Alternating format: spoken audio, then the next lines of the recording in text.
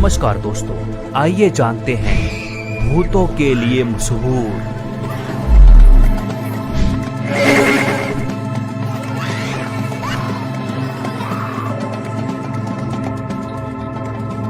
सालासर और मेहंदीपुर बालाजी मंदिर की स्थापना कैसे हुई।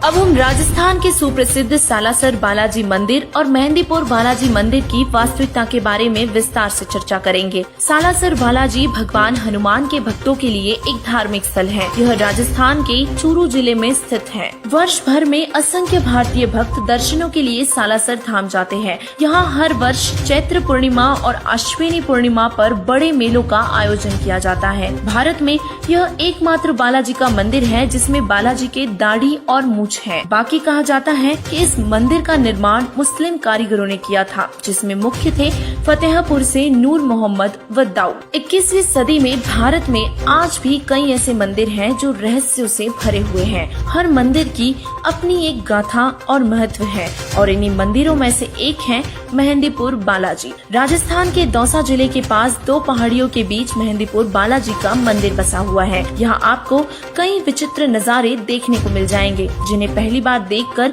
लोग हैरत में पड़ जाते हैं और कुछ डर भी जाते हैं।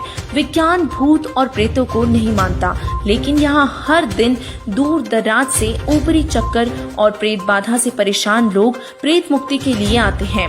भूत प्रेत आदि ऊपरी बाधाओं के निवारण के लिए यहाँ आने वालों का तांता लगा रहता है। इस मंदिर में प्रेतराज सरकार और भैरव बाबा यानी कि कोतवाल कप्तान की मूर्ति है। तो आइए अब मेहंदीपुर बालाजी मंदिर की स्थापना की वास्तविकता जानने के लिए एक कथा को सुनते हैं। कुछ समय पहले की बात है। मेहंदीपुर में एक सच्चा सुच्चा इंसान था। उसकी आयु लगभग 30 वर्ष हो चुकी थी। वह व्यक्ति परमात्मा की अच्छी खासी भक्ति किया करता था। उसने किसी कारण से विवाह नहीं करवाया था। जहाँ भी परमात्मा की कथा, सत्संग या चर्चा होती, वहाँ पर वह पहुँच जाया करता था। सब कहते थे कि गुरु बिना मोक्ष नहीं हो सकता और इसी बात को मद्देनजर रखते हुए उसने भी गुरु बनाया।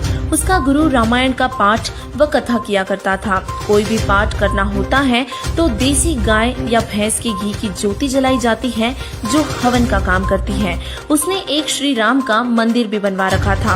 उसमें रामचंद्र, सीता व लक्ष्मण तथा हनुमान जी की मूर्तियां पत्थर की स्थापना कर रखी थी। उन मूर्तियों के सामने अखंड ज्योति जलती थी। किसी में प्रेत बाधा होती तो उस मंदिर में जग रही ज्योति को वह हनुमान की मूर्ति तथा श्री राम, लक्ष्मण एवं सीता जी की मूर्ति को देखकर चिल्लाने लग जाती। बाबा छोड़ दे, कभी नहीं आऊंगा, ऐसा कहकर जोर जोर से चिल्लाने लगती। कुछ देर में वह प्रेत बाधा वाला व्यक्ति शांत हो जाता और यह सब मेहंदीपुर वाला भक्त भी देखता था। वह भी जो कोई प्रेत बाधा वाला उसके संपर्क में आता, उसे गुरुधाम में ले जाता और भूत निकलवाता। एक बार उस व्यक्ति के गुरुजी बीमार पड़ गए। इलाज के लिए दूर शहर में चले गए। वहाँ लगभग 6 महीने रहना पड़ा और वहाँ गुरुजी की मौत हो गई। मेहंदीपुर वाला भक्त अपने घर पर केवल हनुमान जी की पत्थर की मूर्ति को, जो उसे बारिश के मौसम में एक ऊंचे स्थान पर मिट्टी कटकर बह जाने पर दिखाई दी थी, वहाँ मिली थी, जो कि बहुत ही अच्छी यानी कि साफ नहीं बनी थी, परंतु लगती थी कि हनुमान जी की है। उसे हनुमान जी की कृपा से मिली मानकर उठा लाया। उस मूर्ति को एक स्थान पर स्थापित करके अखंड ज्योति लगाता था। 3 समय हनुमान का पाठ करता था, जो कि गुरु जी ने बता रखा था। अब जो प्रेत बाधा वाले गुरु के पास जाते थे या नए जो मेहंदीपुर वाले के पास जाते थे, जिनको वह गुरु के पास ले जाया करता था, उसके पास आए। उनको भक्त ने बताया कि गुरुजी तो इलाज के लिए बाहर गए हैं और पता नहीं कब तक स्वस्थ होकर आएंगे। इतने में वह सब उसके घर पर हनुमान जी की मूर्ति के सामने जग रही ज्योति के सामने चिल्लाने लगे। उसी प्रकार कहने लगे कि छोड़ दे बाबा, कभी नहीं आऊंगा। 6 महीनों में उस भक्त के आसपास में प्रसिद्धि हो गई।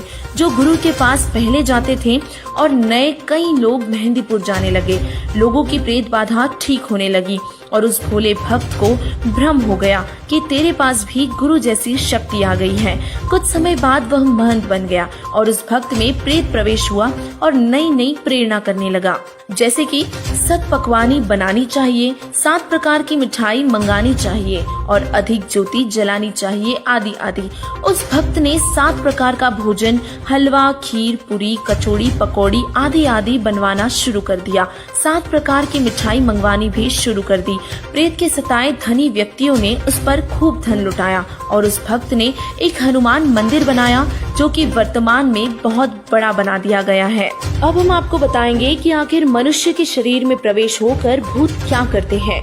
भूत अन्य के शरीर में प्रवेश करके मिठाई व खाने का आनंद लेते हैं। उनका सूक्ष्म शरीर होता है और जो मानव शरीर प्राप्त है उनका जीव भी मूल रूप से सूक्ष्म शरीर में ही रहता है। स्थूल शरीर उसे भक्ति, सेवा, दान करके मोक्ष प्राप्ति के लिए मिलता है। कौन बनता है भूत प्रेत? जो पूर्ण गुरु से दीक्षा लेकर भक्ति नहीं कर पाते, उनसे स्थूल मानव शरीर छीन लिया जाता है। उसमें से कुछ प्रेत बन जाते हैं और उस जीव का जो प्रेत बन गया है उसका मन वही स्थूल शरीर वाला आनंद चाहता है जो उसे स्थूल शरीर में मिल सकता है, जिस कारण से ये प्रेत किसी न किसी में प्रवेश करके वहाँ आनंद लेते हैं। जो व्यक्ति शराब पीते हैं छोड़ नहीं पाते और उनमें कोई शराबी मरकर भूत बनकर प्रवेश है और वह चाह कर भी शराब नहीं छोड़ पाता। क्या भूत खाना खाते हैं? मेहंदीपुर में बालाजी के नाम से भक्त ने मंदिर बनाया। मिठाई, मेवा, काजू, बादाम, किशमिश, मनुका, दाक आदि आदि का भोग लगाने लगा और यह उसने प्रेत प्रेरणा से किया। जो प्रेत बाधा वाला मेहंदीपुर जाने लगा उसका भूत तुरंत निकल जाता और मेहंदीपुर के व्यक्ति जो शाम को आरती में आते हैं उनमें प्रवेश कर जाते हैं और वहाँ परमानेंट डेरा बना लेते हैं। प्रतिदिन भिन्न भिन्न प्रकार की मिठाई खाता है और इस प्रकार मेहंदीपुर बालाजी का धाम भूत कहा, यानी कि भूतों की छावनी बन गया और मोक्ष न तो उस भक्त का हुआ और न ही वहाँ जाने वालों का होगा। क्या आप जानते हैं कि प्रेत भूत पहले मानव ही थे? उनका स्वभाव, दिमाग उसी तरह काम करता है।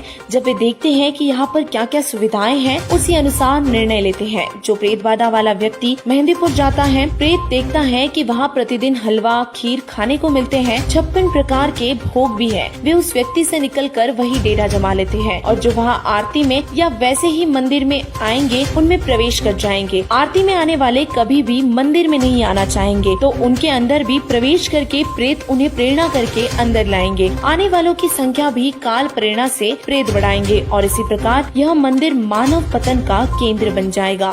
प्रेत बहुत ही चतुर होते हैं। मेहंदीपुर जैसे स्थान पर जाकर जानबूझकर दिखावा करते हैं, छोड़ दो, कभी नहीं आऊंगा, ऐसे चिल्लाकर बस शांत हो जाते हैं और उस प्रबंधक को भ्रम हो जाता है कि मेरी शक्ति से प्रेत नाक रगड़ रहा है और प्रेत बाधा ठीक हो रही है।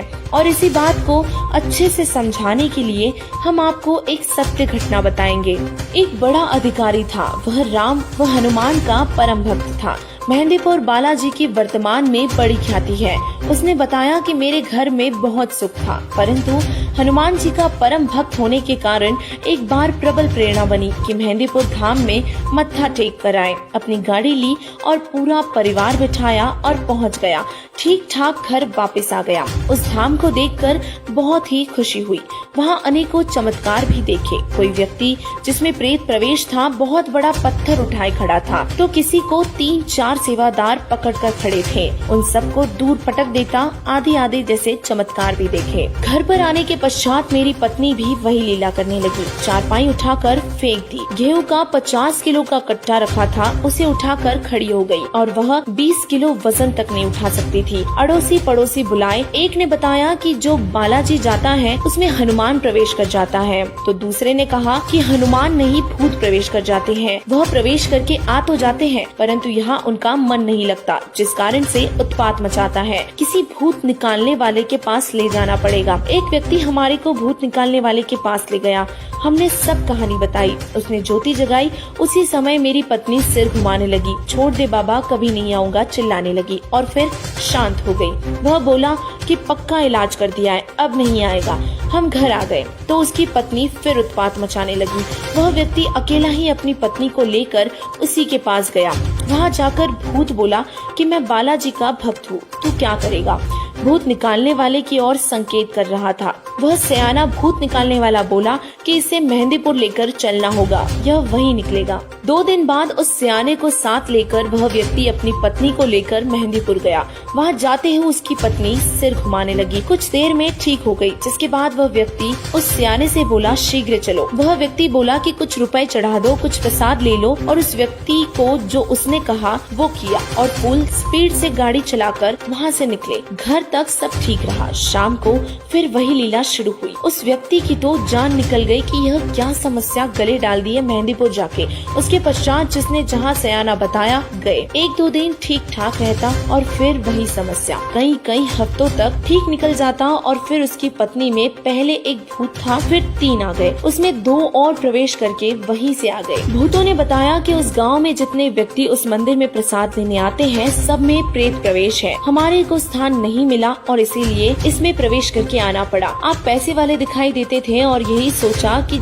यहाँ कुछ तो अच्छा खाने को मिलेगा। मेहंदीपुर में तो हाउसफुल है, एक में कई भूत प्रवेश है। एक दिन उस व्यक्ति को संत रामपाल जी महाराज जी का भक्त मिला। उसने करोथा आश्रम चलने को कहा। उस व्यक्ति ने मना कर दिया। पूछा क्या खर्च लगेगा? भक्त ने कहा कि खर्चा कुछ नहीं लगेगा, सिर्फ परमात्मा की भक्ति करनी पड़ेगी और नाम लेना पड़ेगा। कई दिन तक वह भक्त उस व्यक्ति के घर आता रहा, तब वह व्यक्ति माना। वह अपनी गाड़ी में बिठाकर करोथा आश्रम में ले गया। वहाँ जाकर वह प्रेत बाधा समाप्त हो गई और अब ज्ञान हो गया कि आम के आम और गुठलियों के दाम यहीं पर है। मोक्ष भी होगा और 3 ताप भी कटेंगे।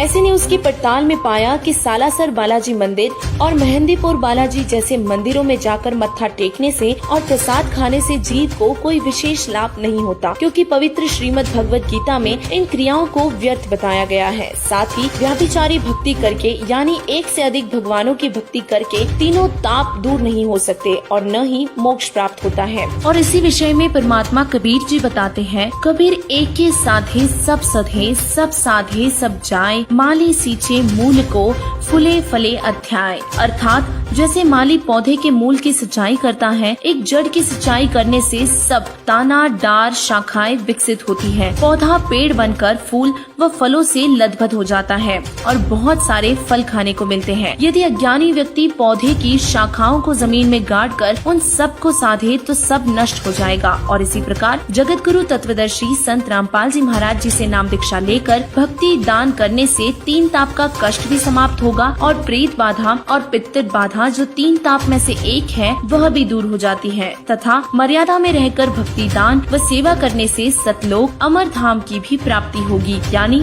पूर्ण मोक्ष भी होगा। मनुष्य जीवन के सभी कष्ट केवल पूर्ण परमात्मा कबीर जी की सद्भक्ति करने से ही समाप्त हो सकते हैं।